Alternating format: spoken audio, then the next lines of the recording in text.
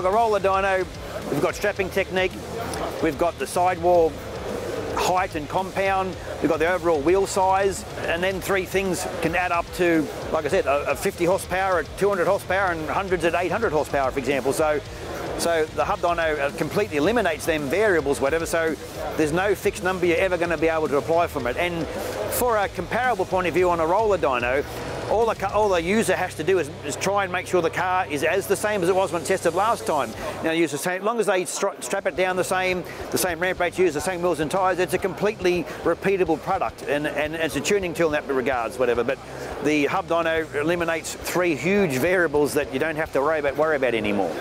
My observation is that something that's almost spoken about daily on internet like Facebook and that sort of stuff. There's obviously lots of experts out there who have an opinion on it because they've tested their car and done it back, that's the number they come up with, whatever, which doesn't mean that transfers to every conceivable car. So I have lots of data because we approximately test 2 hub dynos per week at our factory, which we sell. So our test car from a roller dyno, it's just a VE Commodore Ute, it picks up between 30 to 40 horsepower from just basically pulling the wheels and tyres off and putting it on a hub dyno. It goes from 360 to about 400 horsepower on a hub dyno. So some of that is the simple inertial change where the average wheel and tyre consumes 15 to 20 horsepower depending on the ramp rate that you're actually accelerating at. So that's where people who know when they go from a 17 to a 20-inch wheel, the car feels slower on the road because the bigger wheels are absorbing the power. It's not getting to the road. Well, the same thing happens on a roller dyno. The same thing happens on a hub dyno. You're removing that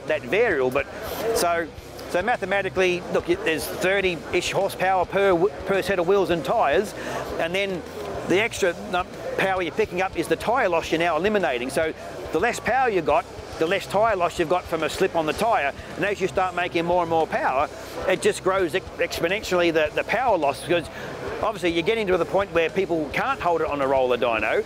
So I've had customers who've done straight back-to-backs where they've gone from, on his roller dyno, the best he got in 2-wheel drive on an R35 to like 880 horsepower or something, put his hub dyno in 1100 straight away. That's because, but then you can start tuning with it, and then by the end of the day he was at 1800 horsepower, because then he had no limitation anymore. So, but it's like I said, the number I said before, I've had plenty of guys with XR6 stuff pick up 100 kilowatts just taking the wheels, and that's just tyre loss, whatever.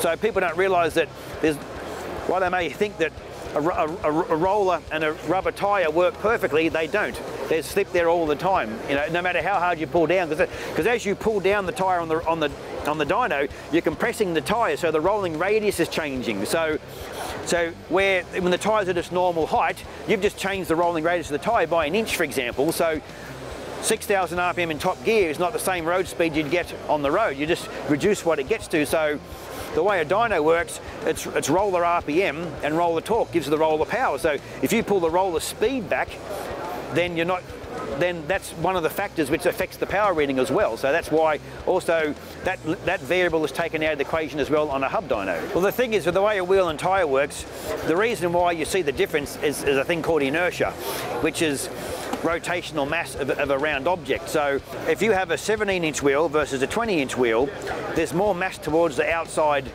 so that has more inertial loss. Once again, there's no exact number for it. Typically what you see, you have to say an average number will be 15 horsepower per wheel. If you had a car that had big 20s on it, then you're probably going to immediately see a bigger change. But then that number goes up with power increases.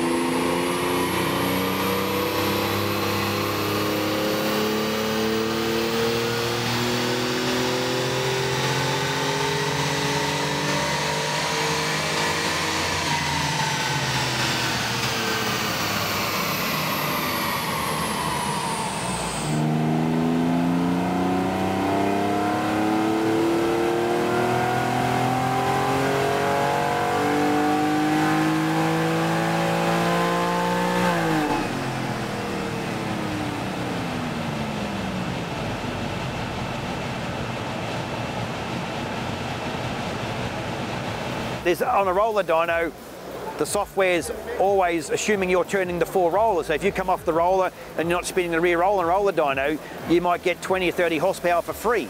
because depending on the ramp rate, that's assumed. So that's why, look, roller dynos get bagged for that particular thing, but that's what happens in the real world. So that's another variable taken out. So that's why some people say, I've done a back-to-back test, I saw this, I only saw 10 horsepower difference, you know, so you can't hold a 1,000 horsepower car on a roller dyno touching 4 rollers. You have to let it climb. So that's why, but that's why some people get confused about the differences between a hub and a roller. There's other factors which can come into play on a roller dyno why you get a higher than normal reading.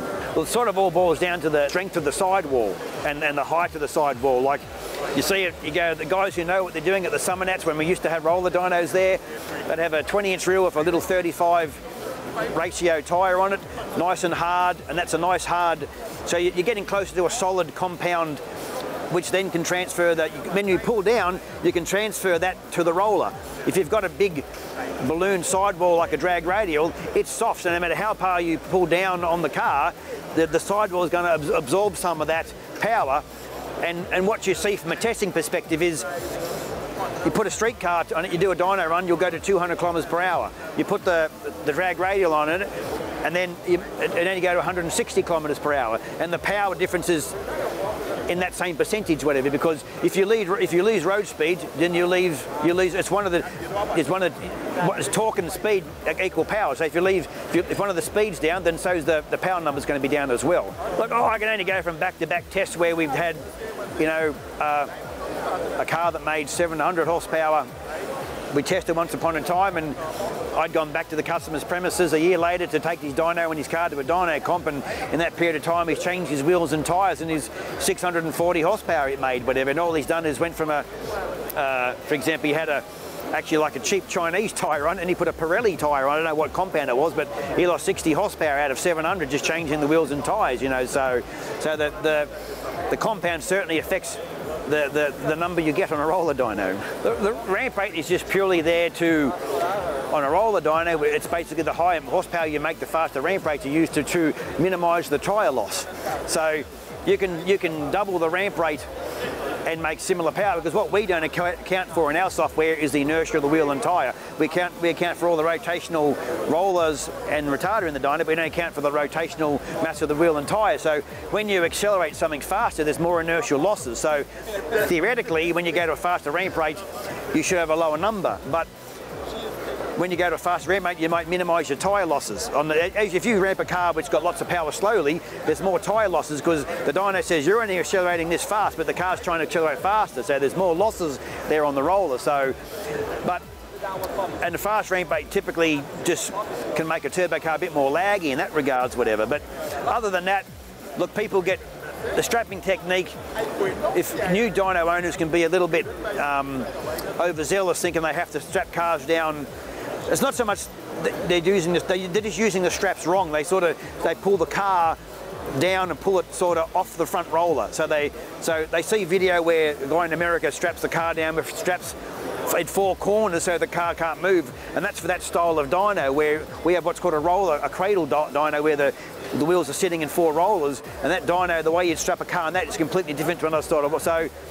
So the way that works, if you stop the car from being able to move forward onto the front roller, then you induce wheel spin.